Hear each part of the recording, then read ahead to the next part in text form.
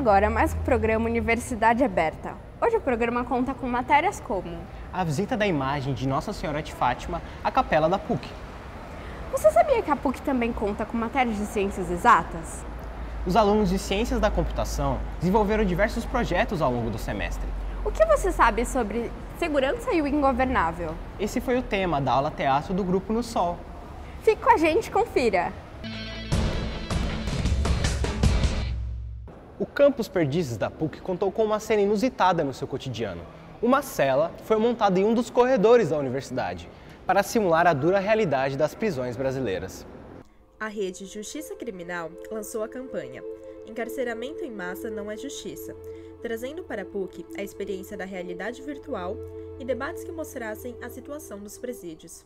A campanha nasceu, ela foi idealizada há mais de um ano, a partir de um diagnóstico da rede de que para a gente conseguir pautar melhorias legislativas e no judiciário, a gente precisaria de uma tomada de consciência do cidadão comum sobre a realidade do encarceramento em massa. A PUC, que sempre lutou pela liberdade das pessoas, pelos direitos humanos, não poderia ficar ausente num movimento tão importante que trata desta brutalidade que acontece no Brasil, fazendo com que seres humanos sejam tratados como animais. É um problema muito invisibilizado.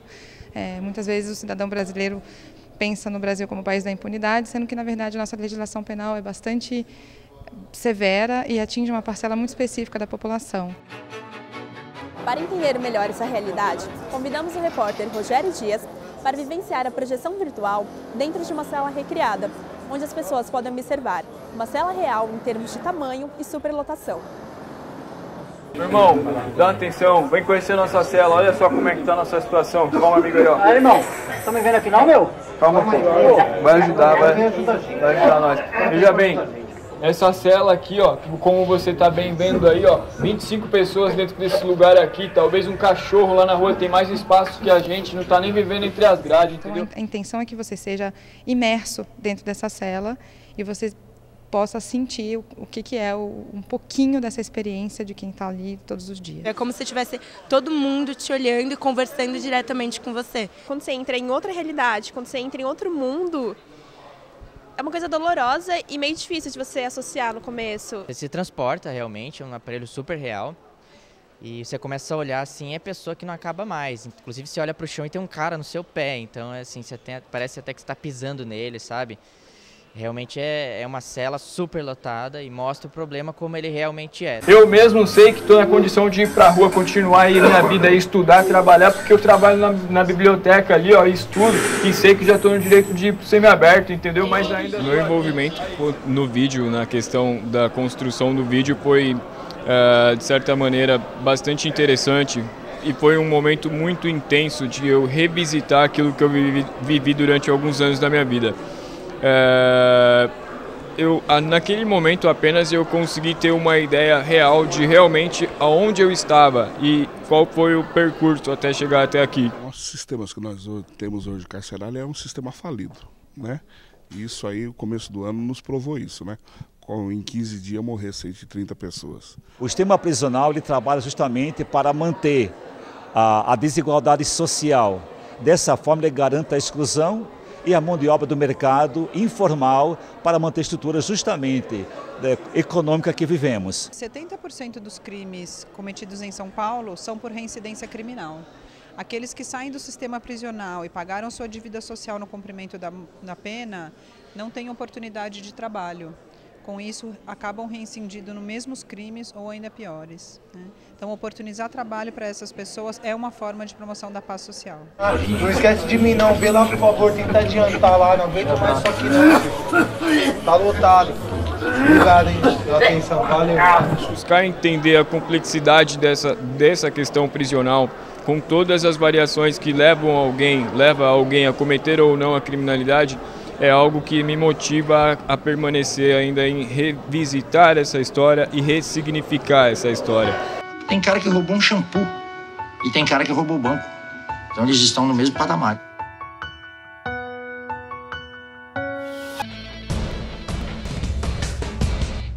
A união faz a força. Expressões do mito familiar em famílias negras foi o tema do mestrado e do livro da psicóloga Amy Chagas. Confira. A união faz a força. Foi fruto do meu mestrado aqui na PUC de São Paulo.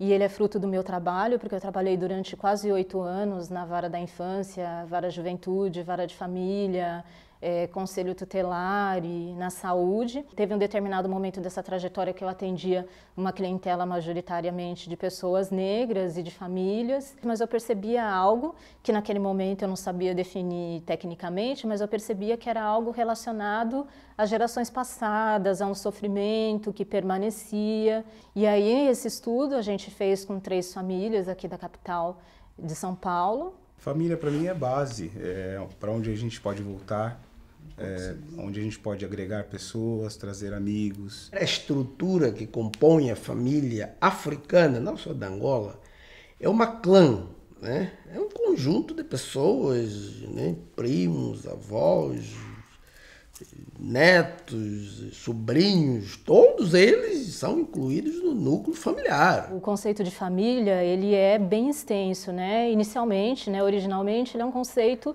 antropológico que migrou, no caso, para a psicologia, para estudar as questões dos laços entre as pessoas, as fantasias que elas partilham, né? As histórias, os mitos que ela tem. A família é o núcleo do amor. E se a gente tem esse núcleo, a gente consegue ser uma sociedade melhor, um ser humano melhor. É amor, é união, sempre vai ter alguns problemas, né, que isso é inevitável em qualquer família, mas nós somos muito unidos, independente do que aconteça. A questão da união é muito forte porque o meio social, né, a partir do pós-abolição e do racismo que sempre se manteve ao longo do tempo, a questão da união ela serviu como um apoio para as pessoas superarem essas adversidades mesmo. 129 anos da abolição da escravatura. É pouco tempo, mas eu acho que nós já conquistamos muita coisa nesses 129 anos, porque nós passamos por muito. Porque quando houve abolição, nós não tínhamos nada. E acho que tudo isso fortalece mais ainda a nossa família, mais ainda a nossa religião e a cultura. Tem várias famílias que passaram também por diáspora, o que nós chamamos de diáspora traumática, que são povos que passaram por massacre e espalhamento. No caso das famílias negras, isso é o que caracteriza, além da perniciosidade do racismo, que é a especificidade dessas famílias, a questão da diáspora traumática também acontece isso. Se estabilizando como funcionário público, realmente perdi muito o interesse de retornar num país em conflito em detrimento do país que me oferecia uma estabilidade e uma condição de conviver em paz e tranquilo e trabalhando com a minha família. Eu sempre dizia para os meus colegas abertamente de que o racismo no Brasil era muito pior do que na África do Sul. Porém, houve também uma grande coragem de enfrentar isso. O racismo ele tem uma característica que ele pode determinar na vida dessas pessoas as formas de nascer, as formas de viver e as formas de morrer. Muitas vezes você finge que não vê para poder continuar vivendo, entendeu? Mas eu já senti isso na pele, de pai querer trocar o aluno de sala porque a professora era negra. O enfrentamento do racismo institucional, a cada momento as pessoas vão precisar, né, dessa questão da qualificação profissional para poder se inserir, para poder competir no mercado de trabalho de uma maneira igual. Então, essa questão do estudo nessas famílias, elas aparecem como um valor, porque eles já têm a vivência, né, já sabem a questão da perniciosidade do racismo e do quão é difícil ter que superar isso e vivenciar com esse fenômeno no cotidiano. Na PUC São Paulo, no campus Marquês de Paranaguá, foram apresentados projetos desenvolvidos ao longo do primeiro ano de Ciências da Computação. Confira! Foi realizada na PUC São Paulo, no campus Marquês de Paranaguá, a apresentação dos projetos que alunos do primeiro ano de Ciência da Computação desenvolveram ao longo do semestre. Sou professora de Física Experimental do primeiro ano de Computação. E a ideia do projeto é uma integração entre as disciplinas. A ideia do projeto foi deles, eu deixei totalmente livres para que eles escolhessem o tema e fizessem o projeto do jeito que eles quiserem. A gente fez um teclado musical com uma música natalina e que acende de acordo com os LEDs acendem de acordo com as notas. Esse botão ele inicia a música e cada nota está representado em um LED. Eu gosto muito do Homem-Aranha. E no filme, ele tem uma trava pro quarto dele, que ele coloca a senha e destrava a porta do quarto dele. E foi isso que a gente fez. A gente fez uma trava para uma porta, que quando você coloca a senha certa, ela destrava. Na hora que eu viro a maçaneta, ele começa a tocar o alarme e a luz pisca.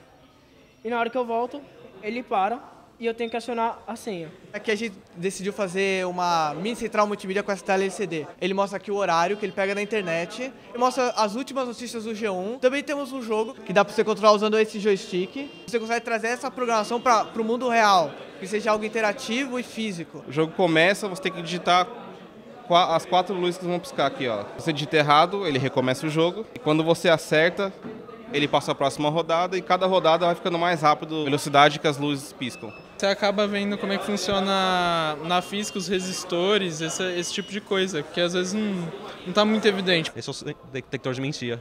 E aqui tem um gráfico que quando ele sobe muito, toca um buzzer que diz que está mentindo a pessoa. Basicamente a gente usa um sensor de batimento cardíaco e um sensor da condutividade da pele por causa dos impulsos nervosos. A gente fez um gerador de energia.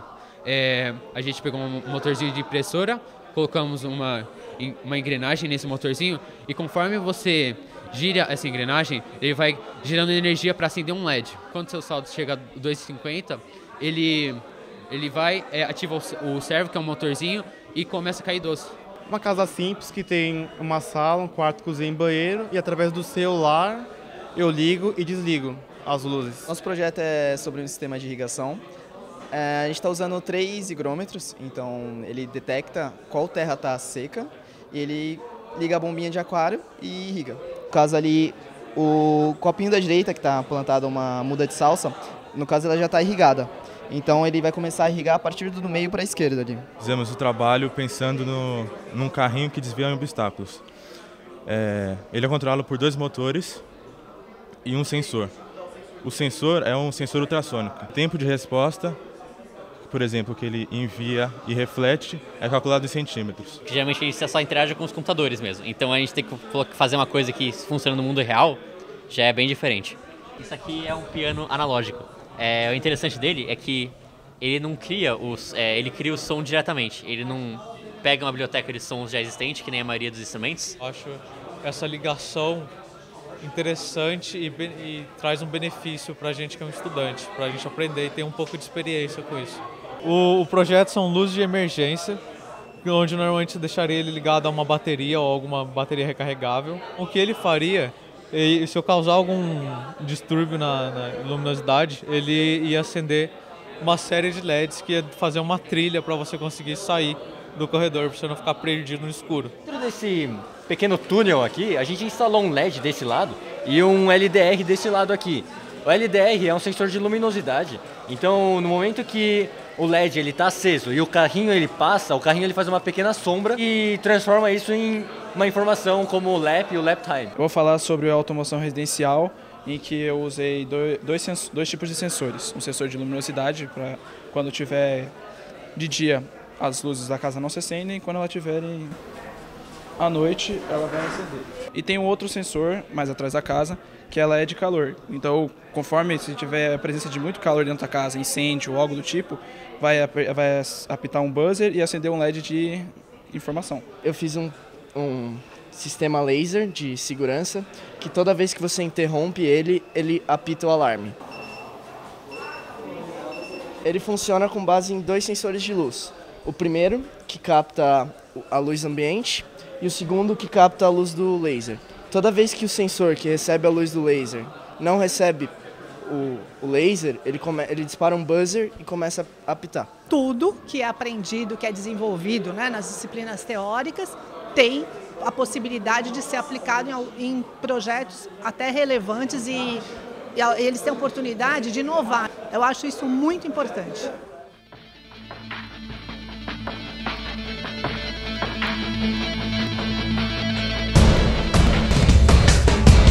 Você já parou para se perguntar por que os Estados Unidos têm tanta influência na política internacional? Confira um pouco sobre o assunto na matéria com Reginaldo Nasser. O que acontece em 1898? Pela primeira vez, os Estados Unidos saem do hemisfério ocidental. Os americanos, inclusive, dizem uma pequena guerra. Dura 2 dias, os Estados Unidos derrotam, né? Então ninguém dá muita importância. Justamente, ela tem importância pelo sentido, pelo significado. Até então, a doutrina internacional dos Estados Unidos é a doutrina Monroe, que todo mundo repete muito, a América para os americanos. Como é que ele vai explicar Filipinas? Filipinas não faz parte do hemisfério. Então, pela primeira vez na história dos Estados Unidos, eles são obrigados a justificar que eles estão indo além do hemisfério. Então, eles começam a mostrar o quê? As pretensões de domínio internacional. Ou seja, os Estados Unidos foi começando a formular um tipo de política externa que ela é muito a cara do século XX, que os europeus não tinham. Essa articulação com a sociedade civil. Então, quando os europeus olham os Estados Unidos surgindo, eles não tinham muita noção de como era os Estados Unidos no cenário internacional. E eu estou querendo mostrar que os Estados Unidos já tinham um background, né, que era o que ele fazia na América Latina de uma forma geral. Eu vejo que é um balanço interessante aí nesse momento que nós estamos passando agora, século XXI, mas que tem ainda uma herança muito forte, muito grande nesse momento de fundação. Daí a palavra a ideia que eu buscava ali um título, né? Arquitetos, né? Arquitetos no sentido que eles vão moldando uma série de estruturas e dão, inclusive, uma estética, né, para a ação norte-americana no mundo. Integrantes do Não Sol se apresentaram no Tucarena com aula teatro de tema Segurança e o Ingovernável. Neste dia também foi feito o lançamento da revista Verve de número 31. Confira!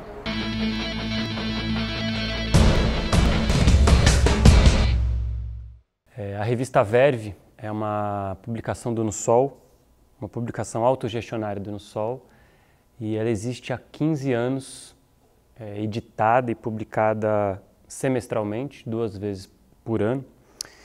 E há pelo menos 10 ou um pouco mais, 10 anos ou 11 anos, a gente aliou 2 práticas do No Sol, que é a revista Verve, com a aula teatro. Então todo o lançamento de Verve ocorre simultaneamente a uma apresentação de aula teatro. Cada revista é singular por conta da variedade de textos. Os textos que a gente publica são textos anarquistas, textos de anarquistas e textos de abolicionismo penal libertário. Então são textos, a Verve publica e edita um material dessas 2 perspectivas de combate. Então esse é o que a gente publicou nessa última Verve 31.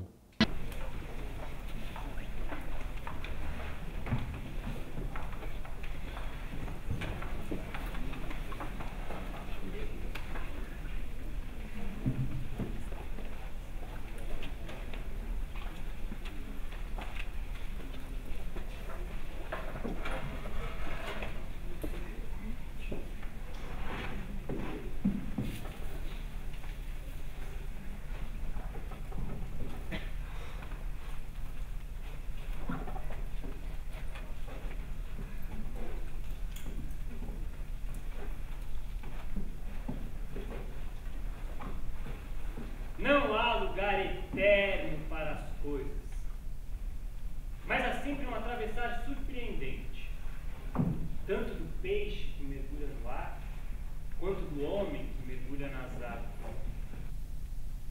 Ninguém sabe descrever uma cidade.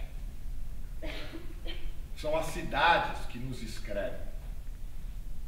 A família salva muita gente de tédio. Nas famílias, todas as horas têm nome. Hora de comer, hora de passear, hora de voltar, hora de comer outra vez. Aos domingos, os apartamentos enchem-se de família e de luz. Tornam-se faróis tristes para quem anda só por andar. Nas horas vazias dos domingos, fazem-se perguntas que não têm resposta. E alguns se matam. Se eu tivesse que responder a seguinte questão: o que é a escravidão? E como a única palavra respondesse: é o assassinato. Os temas da aula teatro, eles são sempre também escolhidos pelo núcleo, numa conversa livre entre a gente. A gente sempre procura lidar com um tema atual, pertinente, Já também lidamos só com autores, enfim, já fizemos uma aula teatro só sobre Emma Goldman, outra só sobre Emile Henry, outra só sobre Foucault. Mas essa da segurança, na verdade, essa aula que está sendo apresentada agora é uma junção e uma releitura de outras duas aulas, né? Antissegurança e penalização a céu aberto. Mas, especificamente em relação à segurança, ela se tornou um tema incontornável hoje, é o principal valor que se busca, talvez a utopia das sociedades contemporâneas hoje seja justamente a segurança. Então a gente tenta lidar de uma forma combativa com essa questão que se pretende inquestionável, que é a segurança, afirmando o ingovernável como justamente o que escapa dessa utopia por segurança. Da chegada dos conquistadores pelas águas ao rastreamento ininterrupto pelo ar.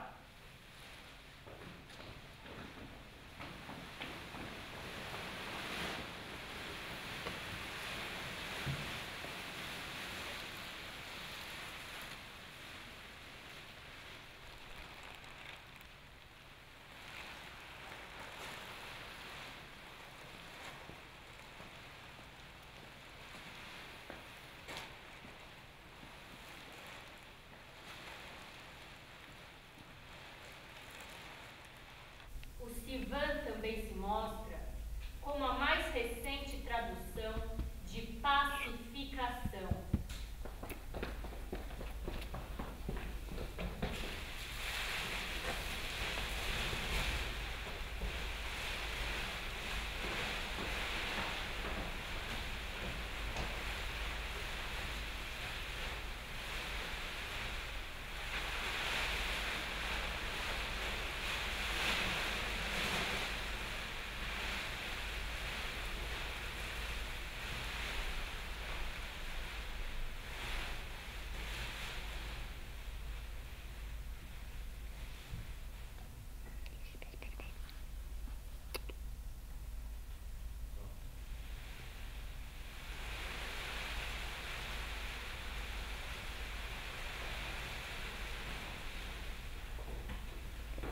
Todo o cenário foi montado pelo arquiteto Fernando Passetti, o Fernando que pensou junto com a gente e tal, então a ideia do plástico foi dele, mas especificamente na cena o que aparece é precisamente esse recobrimento invisível que a busca por segurança hoje tem em toda a sociedade, né? Os controles eletrônicos, os satélites, os drones, né? Que fazem parte dessa segurança que se ampliou. Hoje em dia a segurança diz respeito, ela está presente em quase tudo na sociedade, né? No computador, na rua, nos condomínios, na vida cotidiana de todo mundo, né? O que aumenta também os processos de criminalização de condutas. Então, nessa relação ainda entre segurança e ingovernável, a gente percebe que ao mesmo tempo que se ampliam os direitos ou a pletora por direitos de minoria, se judicializa cada vez mais as relações entre as pessoas. Isso se judicializa em nome da segurança, né? Então, todo tipo de diferença, de embate, de confronto entre as pessoas ou entre os grupos sociais, né, hoje em dia vão sempre parar num tribunal, num litígio jurídico, né? Isso sempre em nome da segurança. Quer dizer, de novo, em nome da segurança se faz tudo, em nome da segurança se suspende as liberdades, em nome da segurança se interdita um lugar, em nome da segurança se convoca a tropa de choque para bater nas pessoas, em nome da segurança as pessoas entregam todos os seus dados pessoais para uma empresa como a Google, o Facebook ou algo do tipo. Então, a pretensão da aula é lidar de uma forma analítica e combativa com a questão da segurança nesse sentido bem amplo mesmo. Depois que termina, cada um conta a sua história ao seu modo. É difícil para muita gente compreender que num acontecimento muitas forças se aglutinam, que é um monte de coisas a todo momento e que não é nada fácil levar adiante. Mesmo porque o que se conta depois é o resultado favorável aos patrões e sempre os nossos defeitos e intransigências. É que na greve geral são poucos os que compreendem a preparação para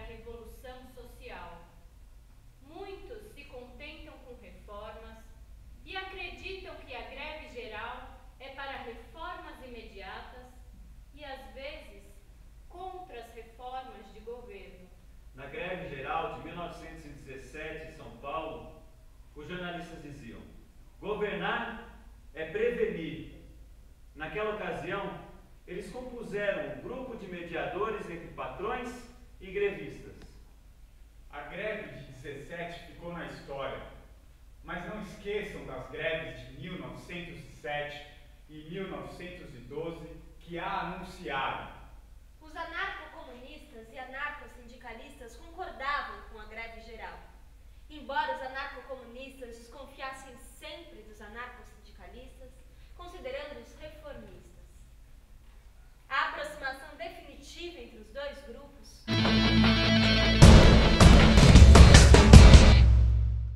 Obrigado por assistir mais um programa Universidade Aberta. Não deixe de seguir TV PUC-SP no Facebook e também no YouTube. E até o próximo programa.